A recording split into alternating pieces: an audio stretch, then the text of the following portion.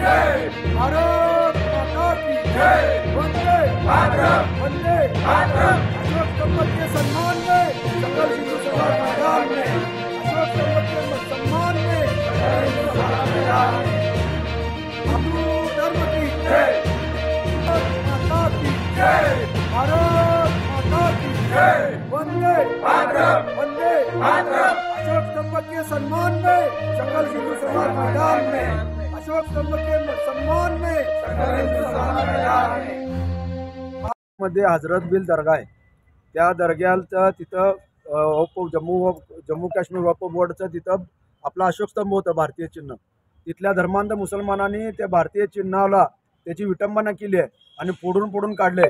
मी धर्मांध मुसलमानांना बोलू इच्छितो की तुम्ही जहाजला जाता, त्या जहाजला जात असताना बी पासपोर्ट काढता, त्याच्यावर सुद्धा भारतीय चिन्ह आहे, त्यावर सुद्धा अशोक स्तंभ आहे.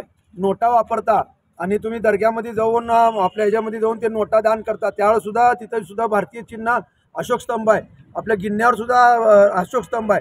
मग तुम्ही तिथलेच तर काय तुमची तिथे मूर्ती वाटली, एका देवधर्माची मूर्ती आहे का अशोक स्तंभ म्हणजे ते फोडून टाकायला?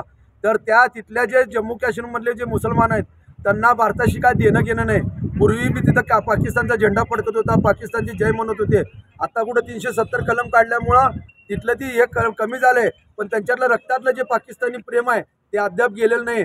म्हणून आम्ही सरकारला विनंती केलेली आहे की तुम्ही तिथल्या हजरतबल दर्ग्याचं रजिस्ट्रेशन रद्द करा आणि तिथल्या जे मुसलमान आहेत त्यांना देशद्रोहाचा गुन्हा दाखल करा आणि ते दर्गा जमीनदोस्त करा.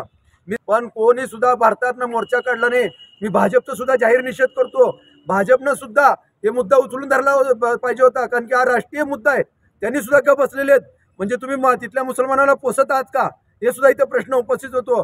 सर्व पक्षांनी या सर्व गोष्टीचा कुठल्याही पक्ष तिथं न बघता, जातीभेद न बघता आपलं राष्ट्रप्रेम दाखवलं पाहिजे.